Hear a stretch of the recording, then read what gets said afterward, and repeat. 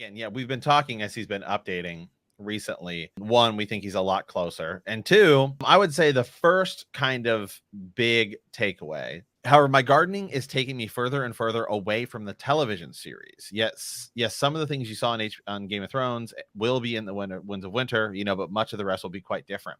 So there is kind of interesting, right? Mm-hmm. He's saying my gardening has been taking me further away from the television series. Yes. Not like, oh, hey, I knew this was going to happen. It's almost as if it feels like he's saying, I'm surprised it's actually taking me further away from the TV series, which means that the TV series is influencing and will influence the Winds of Winter, which we sort of said is potentially something that could happen. And now it feels like he's saying it is, which is that good or is that bad? Well, see, that's an interesting thing. We always go back to this idea, and I'm gonna mention this one time very quickly, and then we'll move on from it. But like Dan and Dave, when they were trying to say, hey, what's the story going to be like? Well, it doesn't. He said, as of this update, it's changing. Even on him, the writer, it's changing. Whether you think it's changing because of the show, backlash from it, or whatever that might be, he said in the interview, he doesn't know. He knows that's an oak tree, and it will be. And he does certain points that he knows we're driving towards or whatever. But along the way, things change, and he's willing and open to change. He's not an architect, right? He's not laying out all these different plot points and driving to one thing. As it grows, if he likes a character more, cool, he's going to stick with that character, starting to kind of feel right. I feel like as a gardener too, he's grown. All these different vines are growing, these different plots, secondary characters, etc. And some of them might grow into really awesome things that he's like, you know what? I'm actually going to go over there and cultivate that more. And I want more of that. So that right there tells you that regardless of whether the show happened or not, he's telling you that's who he has been this entire time. Not just for Winds of Winter. He has wrote this story this way. So once he gets to the end of a book, he's like, all right, that's it. We're done. Moving on. Like that's it. He can't go back and really touch that. He can do stuff in the other books to kind of maybe correct or whatever, right the ship if he needs to for something. But for the most part, though, he has always been someone who evolves. His writing evolves over time. And that's pretty awesome. Now you throw in the factor that the show is out there. There's a lot of backlash about how they ended it. And he's saying flat out, they didn't actually, even what he gave them already with Euron, he said it's very, very, very, very different. And by the way, I'm changing things.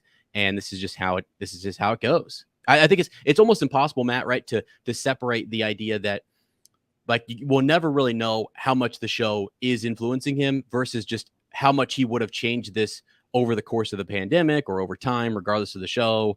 Would the story have been different if the show wouldn't have passed him by? It's too mixed. It's too muddled now. We'll never really know that, but it's cool. It's a really cool development. Yeah. And I guess, I'm good with that too, because hey, I mean, it just has there's no reason I know you had your plan in mind, right? But even if the show didn't happen, he would still be doing this process of writing and evolving and saying yes or no. But now, like, why would you go down the same route if nobody liked it? So in one sense, you've basically gotten free well, not free. I mean, you actually got paid an enormous amount of money for it. Feedback to say this isn't either we didn't either like this story or we didn't like the way this story was presented. So we as fans don't want the ending we got, which you and I have talked about, even the Game of Thrones, even the ending to the show. I think if you flipped it around a lot, because a lot of people, we've all talked about how could you have improved just season 8? Mm-hmm. So you still get to a lot of the same points, but how would you flip that around? And I think a lot of people are like, we want the Night King needs to be the end. Yeah. Right. For so sure. even if you just flip the ending we got and you had the Night King be the end, and Jon could still stab Dany or whatever, but it just like, we want the Night King to be the end of the whole thing. Mm-hmm. That would have made the end of the show that much better, let alone stuff with like young Griff and Lady Stoneheart and all these other characters who he has in his mind. So there's no reason to not take that feedback already and just improve it, let alone if he's going to continue to go into another direction, which is what it sounds like he's even doing. Because he says, you know, he's because he's talked about it before, it's like my ending will be different, but here he's saying my ending is kind of even changing. Yeah, it's actually moving away from the ending that he might have even had in mind when he talked to Dan and Dave. You know what I mean? Like, Right. some parts of that might be changing. And one particular one that you just mentioned is the idea that you would flip maybe having the Night King stuff or the others at the very end of the last book, or It whatever. needs to be. Yeah, whenever he does that, maybe in his mind he did say to them, "Hey, I'm actually going to have that happen first, and then there's going to be this, kind of what we call like the King's whole Landing. and like the Shire aftermath and stuff like that." We talked with Jimmy about that. That being a thing he might wanted to do to allude to something in Tolkien, but he could change that and make that far less significant versus like a battle at King's Landing where Danny goes crazy. I don't know that that's going to happen, but yeah, I think that's important to look at that. Could he switch those two things? Yeah. Hey, shout out here. Thanks, Wex. Wex is a secret target. He says, and we're live on YouTube for everyone listening on the podcast. My first thought when I read that blog was, what does Ben the Knee have to say? YouTube have become my go-to podcast for A Song of Ice and Fire news. Love the content. Well, thank you so much. Let's go, Wex. Thanks, man. It's cool. Get to some of the comments here and we'll dive back in. Uncle Dave Zilla says, good call. I like the thought of Rickon being the heir to Winterfell under a regent, because Rickon is a character who George said that he will be different. I think he's responding to this comment by Blake. I think that Rickon will make it through the books. I know a lot of people disagree. I could also see the Hound making it to the end. Yeah, and we'll get into that part because once we get back there. So okay, so he kind of continues on here. He says, characters that we never see in the books. So we obviously know that these characters are going to influence things. Like Victorian Greyjoy, Ariane Mattel, Arya Hota, John Connington.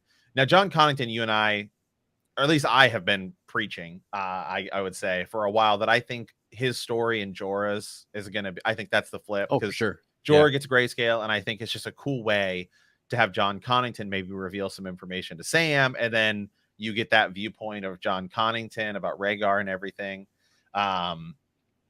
And so that's one. So like all these guys are gonna have characters. Now he does go on to say that he will not add any new POV characters. Right, but that there will be new characters. Yeah, right. Like, so they're just not point of view, which is a whole another thing as well. Like maybe there's someone again who's been mentioned, we just haven't come across that person. We might not get their point of view, but they might come across one of our point of view characters and speak. For example, I mean, we've heard a lot about Howland Reed. We've heard a lot, which could be a very big in-game thing. But think of any character that's been referenced or mentioned, or like an heir or some secret individual who's been alluded to, and they're going to pop up and talk to our characters. That's necessary. That's going to be, as characters move into different regions, we're going to kind of see that. And that might have been one of the things too, as he's unraveling things. Maybe he needs new characters. He's thinking, I got to have a character pop up here to deliver some information, some line. Where else did I have something like that growing that I could attach here? Yeah, well, I think there's tons of small new characters you'll have to introduce, just like, if even just based upon the show, right? If we have this big Danny goes and takes Dragonstone back, and then like, we're on Dragonstone mining caves, like, hey, here's a guy who was like, who lives on Dragonstone. Yeah, I mean, there's tons of these other characters that he's gonna have to introduce. I don't think we're gonna get any sort of, like Howland Reed technically has been mentioned, so you could view him as a new character or not, but I don't know that there's going to be any sort of new massive characters that we really don't know. I think they're all going to be secondary. Sure, they could be lesser lords or ladies, or they could also just be, like an innkeeper or something. Go back to the end of the crossroads. I mean, it could be, just as you say, just a number of things. So the point is that he said it in his blog post, is that he said there will be new characters. Right. And so it's like, that's why, again, for George to like put it in, he just doesn't do stuff for no reason. So I think that's kind of a cool, really what it does is build some excitement to go, okay, wow. Like there's going to be these new, because for example, the Mad Mouse, like the Mad Mouse shows up, what's his name? Sir Shadrick or whatever, So he shows up out of nowhere, and he's not like a point of view character, but Right. he's a hedge knight who goes along with Brienne. And there's theories that he works for Littlefinger. Is he working for himself? Who's he looking for? So a character like that provides a lot of intrigue. So really all you need is, again, somebody like that to come along and spice things up, or get people to, help his point of view character move from one point to the next. And I think that's what he's been kind of thinking through. He talked about that Cersei knot, or that batch of chapters he needed to get through. And who knows exactly what that was that got him through that. We'll find out when we get into Winds of Winter. But yeah, I think it's really cool that he did mention we're going to have new characters and new experiences. And the other thing, you mentioned Rickon. Like everyone's kind of mentioning that Rickon might be that character who died in the show, but is going to live with a regent, which I think is really cool. People were mentioning Stannis. Is Stannis one of those characters that was killed, air quote, off screen in the show, and is going to live and is going to have a whole new kind of role or whatever? I feel like that would be huge, because it sounds like there's significant changes. I mean, he said months ago that he was rewriting some of the released chapters that he put out there.Maybe not like hugely, but like maybe combining chapters or some revisions or whatever. And then he was going in and now he's still kind of the ending is moving. He says it's actively moving further away from the ending of the show. That right there is just monumental. Yeah. So, yeah, and that we'll get back to all that, and we'll do a big predictions thing here in a second. But just because his thing is so big, I just gonna go down sort of the list here. So he says Yara is. So then he talks about some characters that are different, right? So Yara is not Asha. Now, Yara, to be fair, compared to Asha, she's kind of the same character. It's just a different name, and I understand why they did that, just because you already have Osha, and so it's like Osha and Asha. That I think that could be, I think that's literally the entire reason they did that one. Now, Euron, though, here he's saying Euron is way, way, way, way different from mine, which we sort of know. Yeah. Yep. But is he hinting there that Euron has a huge, huge, huge part to play? Because Euron in the show, Euron shows up, kills Balon in the show, which we don't necessarily know that was him in the books, although it's pretty obvious it was, right? And then we do Kingsmoot. So there are some things that are similar, but then Euron in the show just kills a dragon, bangs Cersei, and then is gets killed by Jaime. That's literally his entire plot in the show. So, but by saying he's going to be way, way, way, way, way different, you're saying no. There's a lot to him, and we sort of think Euron might end up being Endgame territory. Yeah, 100%. I mean, there's a lot of Bran, we know, being the first point of view chapter, he's up there doing a lot of different things. His powers and his dreams and the symbolism around him is similar in a darker way to what Euron has going on, actually. So there's a lot of parallels between those two characters, and rumor that he was around Karth, and he's been around, or he's been a thought in George's mind for quite some time. So yeah, he's pointing out to us that's not going to be anywhere close to what the show decided. We already think that he's going to take Hightower, and he's going to get to some extra sorcery or whatever.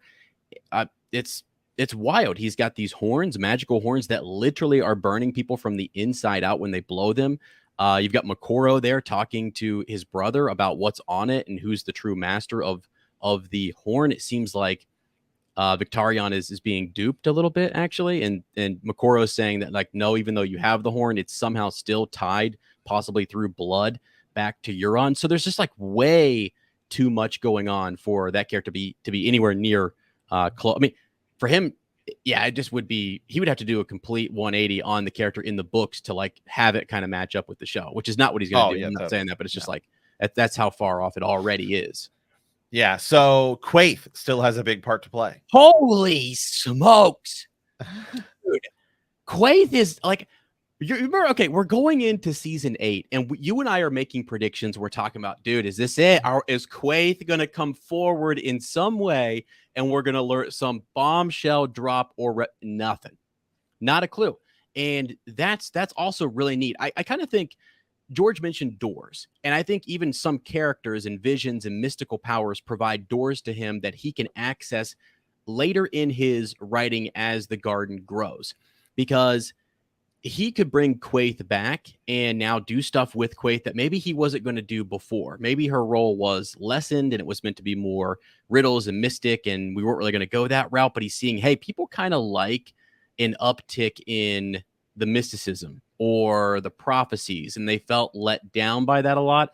And maybe I need an inch more, not to really cave to what people are wanting, because we still love the Game of Thrones, the political, the realism of it as well.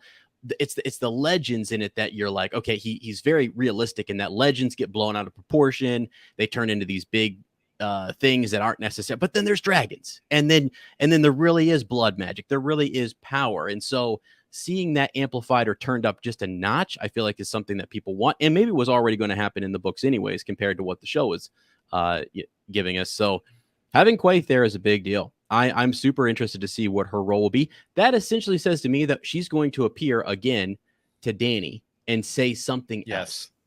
So, wow, what could that be? I mean, another riddle or an answer to something or whatever. We're already still trying to decipher the Mummer's dragon and things like that, right? She's already given us a lot to kind of contemplate, and she seems to be more from like a shy. We're not really sure the whole lacquered sort of face mask and everything. We don't know who she is. It's a big mystery box that he can use going forward, and I love it. Yeah, it's really interesting with Quaithe because she provides all this sort of prophecy to Dany, so she still has a part to play. She doesn't have, like, I don't know. To me, it seems like we're gonna see her one more time. My guess is Dany sees her before she comes back. Comes to, well, I guess technically does come back to Westeros. Yeah, for sure. Well, think about this. People are in the chat, kind of Blake's in there. Uncle Dave's also in there talking about the idea that she could be someone. She are a sea star, right? So it actually kind of fits in with what Bran is going through in Bloodraven. I mean, he's already kind of said some people have figured this out, right? Like they have figured out some of the secret identities, or they're on to something. He's read stuff online where he's like, well, they got it. They picked up on the breadcrumbs. They picked up on what he was laying down, and they've sort of kind of figured it out. I'm not saying that we've got that one figured out, but it parallels really nicely. You've got, again, a Targaryen, and then you've got a Stark up here doing something in, north of the wall, Bran, and being with Bloodraven. And then you've got Dany, this other big character, It's would make sense that I guess it would be those two could somehow poetically be connected. Although George doesn't do everything, he sort of sets up a poetic situation just to kind of break it in front of your face, So, right. Yeah. Okay, so some of the other characters he talks about here. So he says, Quaithe still has a part to play. So does Rickon. So, and we've talked about Rickon. We've done a handful of videos on him, but let's bring him back, because then he does go into the point of some characters will survive. So, and because he talks, it's interesting. He talks about Rickon and then goes to the idea of not all the characters who survived until the end of Game of Thrones will survive until the end of A Song of Ice and Fire. And essentially vice versa. Not all the characters who died in Game of Thrones will die in A Song of Ice and Fire. So let's think, who are characters, and Rickon might be one of them, who die in a Game of Thrones who will survive till the end of A Song of Ice and Fire. Not just the end of Winds of Winter. Right. Who are characters that died in a Game of Thrones that will survive until the end of A Song of Ice and Fire? Well, geez, we've got like Rickon, you've got Jaime, right, and Cersei, Stannis, Daenerys, yeah, Dany, the Hound, the Mountain, jeez, Euron. Wow, yeah. Just to name a few there. So Littlefinger, Varys. Oh God, yeah, right. I could see you could make a case for almost any one of those individuals making it to the end and being sort of like, yeah, Jaime makes it, but Cersei doesn't, or Cersei makes it and Jaime doesn't, or whatever. Wow. I don't. And then he says that not everyone who survived to the end of, not all the characters who survived until the end of the Game of Thrones will survive. So it's kind of like you got to do this flip. So let's each pick maybe a character or two that we think will live, that will make it, and a character that won't. Okay, I'll give you a character that I think could make it. Um, yeah, man, I'm gonna have to do two here because for me the most interesting one is Jamie and Cersei. Like, I actually think one of the two will make it. And I, you would think based upon reading the story that Cersei wouldn't be the one to make it because of how yeah, almost evil she comes off, or just, I don't know, overly pragmatic, or just whatever, kind of cold. And then the prophecy, the Valonqar prophecy, and all that would tell you that maybe she's not going to be the one to make it. But it's one of those things where it's all leading that direction for him just to kind of sweep it out from under our feet and say, nope, she's going to make it. And you guys started to get close to Jamie. You enjoyed Jamie's character arc, his redemption arc, and then boom, he's actually going to be one who does die, just like he does in the show, and Cersei goes on to live. That would be wild. I don't necessarily think that's just hard. That's one of the toughest calls, I think, right there, because I think one of those characters is making it and one of them is not.